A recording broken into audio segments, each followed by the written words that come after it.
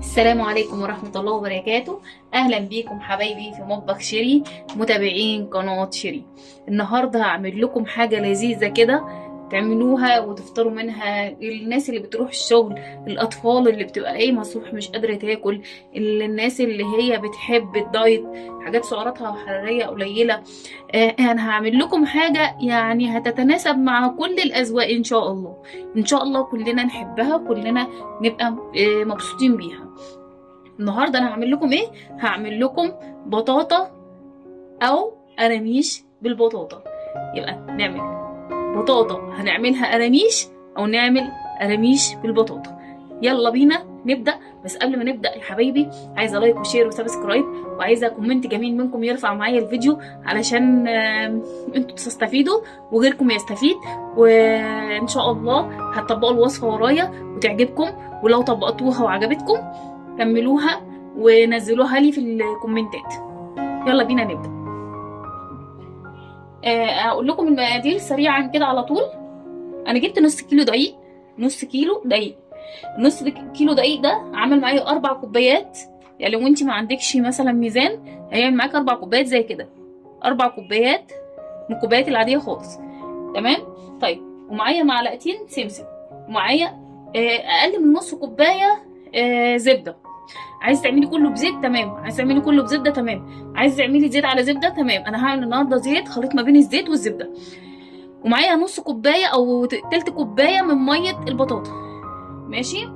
ومعايا معلقتين زيت، ومعايا معلقه خل، ومعايا معلقه عسل اسمر، ومعايا معلقه ينسون، ومعلقه بيكنج باودر، ومعلقه خميره، ومعلقه سكر، ورشه ملح او ذره ملح، ذره ملح صغيره. خلاص. طيب، الحاجات دي كلها قبل ما نبدا الوصفه، الحاجات دي كلها انا هقول لكم هنعملها ازاي. ومعايا طبعا التاج بتاعنا النهارده او الملك بتاعنا النهارده بتاع وصفتنا، البطاطا. انا جبتها وقشرتها وسلقتها وهرستها، ولازم تكون بارده زي كده، بارده ومهروسه. انا هرستها بالشوكه العاديه خالص، مش عايزه، مش شرط تكون ناعمه خالص، هي هتتظبط معايا في العجينه. خلاص. طيب، هجيب الميه بتاعتي اللي هي الدافيه دي. هجيب الميه الدافيه بتاعتي اللي هي بتاعه البطاطا اهي في النص عشان تشوفوها، وهنزل عليها الملح والسكر والخميره والبيكنج باودر بتاعي واليانسون، كل حاجه عندي، متقلقوش خالص منها. اقلبها كويس. شايفين عملت ازاي؟ فارت معايا. هركنها معايا اهي في الطبق، استعملها حالا. هحط الدقيق بتاعي انا نخلاه، وهحط عليه السمسم،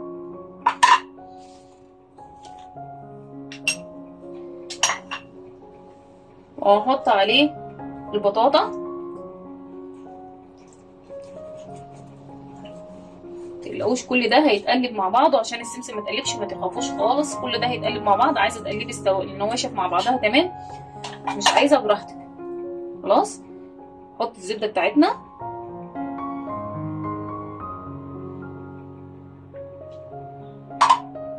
وهقلب كده بقى. ايه، انا قلبتها كويس. هحط معايا معلقتين الزيت اللي انا قلت لكم عليها اهو، ومعلقه الخل، ومعلقه العسل الاسمر اهي. خلوا لكم كله غني وجميل معاكم. خلاص كده هقلب دول.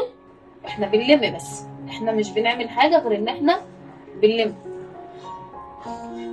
مع بعضها. هي طبعا انا حطيت لكم كوبايه اللبن عشان هي مش هتاخد كوبايه اللبن كلها. طبعا انت ممكن بدل كوبايه اللبن دي تحطي لبن بودر وتعجنيها كلها بميه البطاطا. تعجن عجينتك كلها بميه البطاطا. طيب، وانا بعجنها بقى المفروض ان انا بحاول على قد ما اقدر ما اعجنش فيها كتير، يعني انا بس لمجرد ان انا بلم بس، علشان ما تعملش معايا عرق، ما تعملش معايا العجينه عرق. خلاص. طيب انا هحط دلوقتي حاليا الخلطه اللي احنا عملناها على بعض بتاع اليانسون وميه البطاطا. طبعا ميه البطاطا دافيه، هتبقى حلوه معانا عشان تقوم لي الدنيا دي، تدفئها لي وتقوم لي الخمر بتاعها. انا كده لميتها بالوضع ده. هي ايه السوائل بتاعتها بتبقى عشان البطاطا، فما تقلقوش خالص منها، هي بتبقى طريه. خلاص. طيب انا هحط قد ايه؟ هحط حوالي معلقتين من اللبن، لو عندك لبن بودره بيبقى احسن.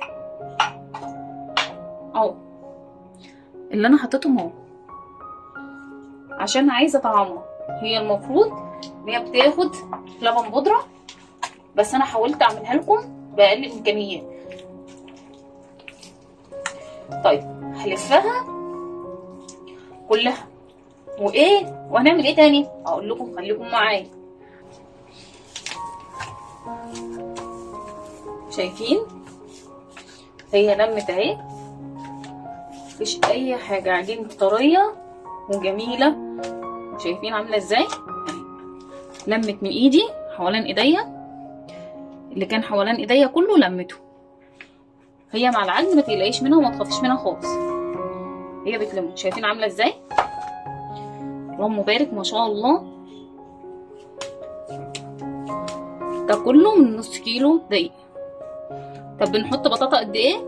بنحط بطاطا لنص كيلو برضه، نص كيلو بطاطا. انا بقى هنقلها في حاجه اكبر وايه، وهسيبها عشان تختمر، عشان طبعا اي حاجه احنا حاطين فيها خميره فلازم تختمر. خلاص هخمرها بقى وارجع لكم نكمل تاني مع بعض. وكده يا حبايبي العجينه بتاعتي اختمرت. شايفه عامله ازاي؟ شايفه اختمرت ازاي؟ اختمرت اهي خلاص، وجميله ويابسه وحلوه وجميله. هنبدا بقى ننزلها عشان نقطعها. خلاص انا فرشه ده مفرش، بس انا هفرش مشمع معايا وهقولك تعملي ليه. انا فرشت مشمع اهو. خلاص هقسم العجينه بتاعتي بقى، اخد منها اهو، شايفين حته اهو كده يا حبايبي اهو. خدت حته اهي انزل بيها اهو. شايفين العجينه ما شاء الله عليها. طيب القراقيش دي انا ممكن اعمل منها كذا شكل، مش عايزه اقسى عليها كده. انا فردت العجينه لحد كده.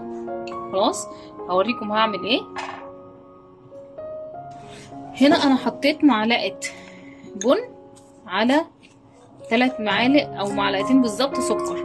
خلاص. طيب انا عملت بالبن، في ناس بتحب تعمل بالقرفه، يعني ناس بتحب القرفه، انا ولادي مش بيحبوا القرفه. يعني هي المفروض يعني انت بتحطي على حسب تذوقك انت.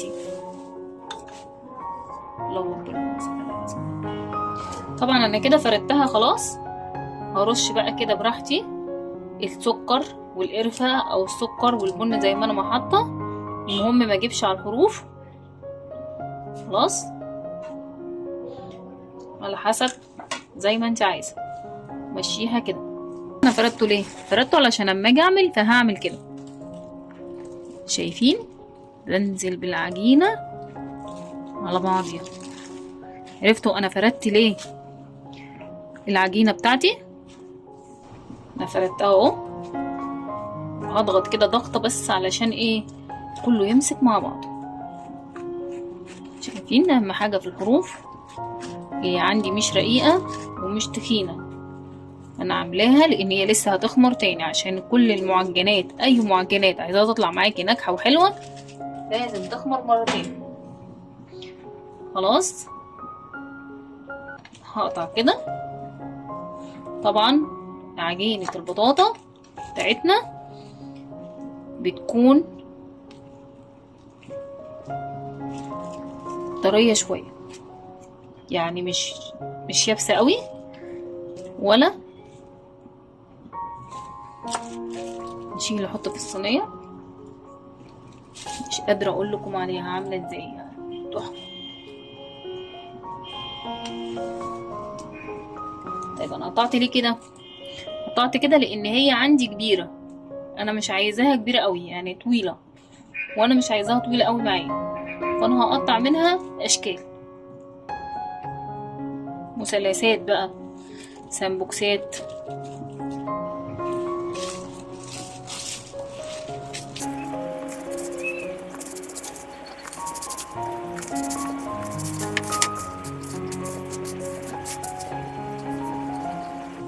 شايفين انا ببرمها ازاي؟ انا قطعتها خلاص. طيب انا عملتها كده ليه؟ عشان عايزه اعمل لكم كذا شكل للتقطيع، او بمعنى اصح اهو.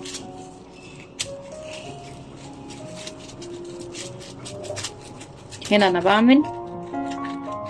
بحاول اخليها تبقى مربعه. ليه؟ شيل الزيادات.